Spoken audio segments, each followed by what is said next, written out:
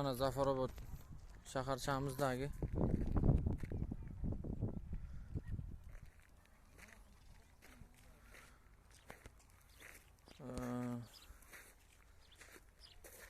sun'iy ko'l. Bu demak qurilish pasporti.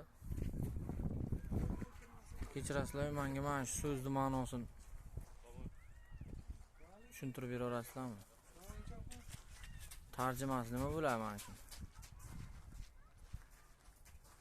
Shuni menga aytib o'ringlar.